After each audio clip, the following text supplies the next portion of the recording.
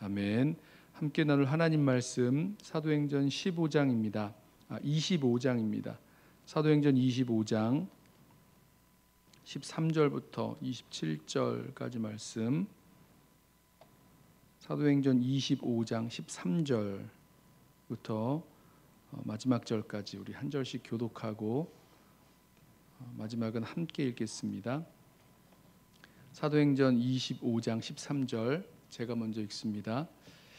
수일 후에 아그리빠 왕과 버니게가 베스도에게 문안하러 가이사랴에 와서 여러 날을 있더니 베스도가 바울의 일로 왕에게 고하여 이르되 벨릭스가 한 사람을 구류하여 두었는데 내가 예루살렘에 있을 때에 유대인의 대제사장들과 장로들이 그를 고소하여 정죄하기를 청하기에 내가 대답하되 무릇 피고가 원고들 앞에서 고소 사건에 대하여 변명할 기회가 있기 전에 내주는 것은 로마 사람의 법이 아니라 하였노라. 그러므로 그들이 나와 함께 여기 오매 내가 지체하지 아니하고 이튿날 재판 자리에 앉아 명하여 그 사람을 데려왔으나 원고들이 서서 내가 짐작하던 것 같은 악행의 혐의는 하나도 제시하지 아니하고 오직 자기들의 종교와 또는 예수라 하는 이가 죽은 것을 살아있다고 바울이 주장하는 그 일에 관한 문제로 고발하는 것뿐이라.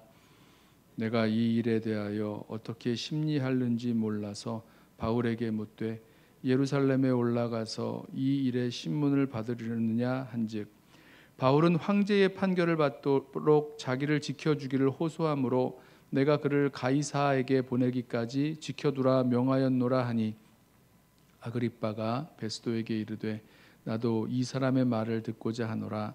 베스도가 이르되 내일 들으시리이다 하더라. 이튿날 아그리빠와 버니게가 크게 위엄을 갖추고 와서 천부장들과 시중에 높은 사람들과 함께 접견 장소에 들어오고 베스도의 명으로 바울을 데려오니 베스도가 말하되 아그리빠 왕과 여기 같이 있는 여러분이여 당신들이 보는 이 사람은 유대의 모든 무리가 크게 외치되 살려두지 못할 사람이라고 하여 예루살렘에서와 여기서도 내게 청혼하였으나 내가 살피건대 죽일 죄를 범한 일이 없더이다. 그러나 그가 황제에게 상소한 고로 보내기로 결정하였나이다. 그에 대하여 황제께 확실한 사실을 아뢰을 것이 없으므로 신문한 후 상소할 자료가 있을까 하여 당신들 앞 특히 아그리빠 왕 당신 앞에 그를 내세웠나이다. 함께 읽습니다. 그 죄목도 밝히지 아니하고 죄수를 보내는 것이 무리한 일인 줄 아나이다 하였더라. 아멘.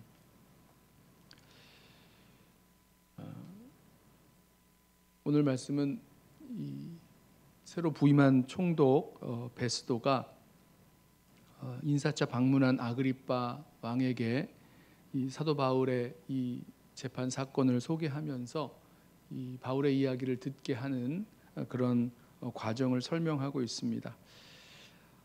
아그리빠 왕과 버니게가 새로 부임한 총독 베스도에게 인사차 이 가이사랴를 방문을 합니다. 그때 이 로마 총독 베스도가 아그리빠 왕에게 좀 자문을 구하죠. 전임 총독 벨릭스가 2년 동안 구류해둔 이 바울이 있는데 예루살렘의 유대인들이 계속해서 그를 고소하고 또 정죄해 주기를 어떤 판결을 내려주기를 막 요청을 하였습니다. 하지만 이 베스도가 생각해 보니 이 피고가 원고 앞에서 변론할 수 있는 그런 기회가 없이 그런 정죄하는 그 판결을 내리는 것이 로마법에 맞지 않으니 정식 재판을 해야 된다라고 이야기하고 또 이제 가이사랴의 그 재판 자리를 열어서 이 바울에 대한 고소를 듣습니다. 근데 들어보니까 베스도가 생각하기는 아마도 어떤 이제 악행이 있어서 죽일 만한 이 사형을 당할 만한 그런 악행이 있어서 이런 이 고소 사건이 있겠다라고 생각을 했는데 그런 것이 아니라 뭐 유대교에 대한 이야기, 그다음에 바울이 주장하는 예수가 죽었다가 살아났다고 하는 그런 주장에 관한 이야기에 대한 그런 고발뿐이었다는 거였어요. 그래서 베스도가 이 바울에게서 아무런 죄를 찾지 못하고 이 바울에게 그럼 예루살렘에 내려가서 이 신문을 받을 것을 물어봅니다. 그러자 바울이 나는 예루살렘에서 재판을 받지 않고 로마 황제 가이사에게 재판을 받겠다라고 항소를 하죠. 결과적으로 베스도는 이 바울을 계속 이 가이사랴에 머물게 하죠. 가이사에게 보낼 때까지는 이 바울을 머물게 합니다. 이제 그 동안에 이제 아그리빠 왕이 찾아온 거고, 이 아그리빠 왕에게 이 사건을 설명을 합니다. 베스도는 이 로마 황제에게 이 바울이 항소하였을 때 항소의 그런 이유와 원인, 어떤 그 죄목을 찾아야 되는데 이게 불분명하니까 그것에 대해서 이 아그리빠 왕에게 자문을 구합니다. 아그리빠 왕이 그래도 이 유대법을 잘 알고 있고 이 일에 대해서 어떤 법률적인 조언을 해줄 수 있을 것 같다라는 생각을 한 것 같아요. 그래서 이제 이튿날 아그리빠 왕과 또 함께 왔던 버니게 그리고 여러 사람들 앞에서 이 사건에 대해서 소개하고 바울을 신문하는 그런 바울의 이야기를 들을 수 있는 그런 시간을 갖습니다. 베스도가 소개를 하죠. 이 사건에 대해서 소개하기를 유대인들이 바울을 죽여야 되겠다고 계속해서 청구하는데 내가 살펴보니 죽일 죄를 찾지 못했고 바울이 가이사에게 항소를 했기 때문에 보내기로 결정했는데 내가 상소할 그 죄목을 못 찾으니까 좀 도와달라. 특히 아그리빠 왕에게 도와달라는 요청을 합니다. 저희가 이 오늘 본문을 읽으면 본문만 딱 떼놓고 읽으면 복잡합니다. 대체 이게 어디서부터 시작된 건가? 어떤 이야기부터 말씀이 진행되고 있는가? 좀 복잡하죠. 언제부터입니까? 바울이 예루살렘 성전에 갔다가 예루살렘 성전에서 끌려 나오죠. 그리고 죽임을 당하려는 순간에 로마 군대가 출동해서 바울을 이렇게 붙잡아 갑니다. 바울에게 있어서는 이제 생명을 보존할 수 있는 그런 기회가 되죠.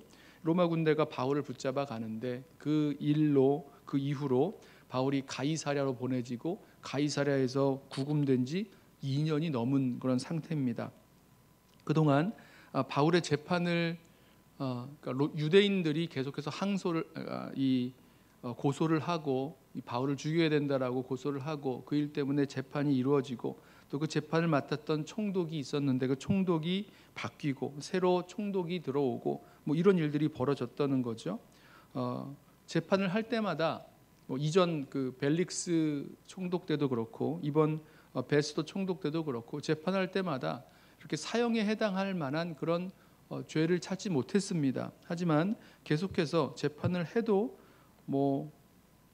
무죄니까 석방을 해야 된다 이런 결론을 내리지 못하고 계속해서 이 가이사랴에 이렇게 구금되어 있는 그런 상황인 거죠. 게다가 이 재판을 거듭하다가 바울이 로마 황제에게 항소했기 때문에 다시 또 이 가이사랴에 남아 있어야 되는 그러니까 황제에게 보내질 때까지는 가이사랴에 구금되어 있어야 되는 그런 상황이 되었습니다. 저는 이 오늘 말씀을 아침에 다시 한번 읽으면서 참 지루하고 복잡한 그런 시간이었겠다. 바울에게 참 지루하고 복잡한 시간이었겠다. 벌써 2년이면 이게 짧다고 생각하실 분들도 있겠지만 사도 바울이 이 전도 여행을 다녔던 1차 전도 여행, 2차 전도 여행, 3차 전도 여행을 다녔던 그 시간들을 비교해 보면 한 번 전도 여행 했을 때 한 2, 3년 정도 걸렸으니까 그렇게 짧은 시간만은 아닌 거죠. 아무런 그런 진전 없이 물론 이 사도 바울이 그 예루살렘 성전에서 죽을 수도 있었는데 끌려 나와서 죽을 수도 있었는데 그때 죽지 아니하고 붙잡혀서 이렇게 로마 군대의 보호를 받는 그런 상황이 된 것은 감사하지만 이러한 상황이 아무런 진전 없이 재판은 계속되고 또 2년이라는 시간이 계속 지나가고 하는 이 모든 시간들 참 바울의 마음에 참 지루하고 복잡한 시간이었겠다라는 생각을 하게 됩니다. 하지만 저는 동시에 왜 하나님께서 이러한 시간을 사도 바울에게 허락하셨을까? 왜 이런 시간을 사도 바울이 지나가게 하셨을까라고 생각하면 거기 분명한 뜻이 있다라는 생각을 합니다. 우리가 다 읽지 않았지만 우리 앞에 나오는 이야기를 보면 사도 바울이 재판을 하고 사람들이 뭐 항소를 하고 사람들이 고소를 하고 재판이 열리고 그럴 때마다 뭐 이 유대인의 그 사내들인 공회에서 아니면 뭐 총독 앞에서 아니면 새로운 총독 앞에서 이번에는 이 누굽니까? 아그리빠 왕과 버니게 앞에서 여러 사람들 앞에서 계속해서 자기 자신을 변호하고 변론하는 시간을 통해서 복음을 전하는 기회를 갖게 됩니다.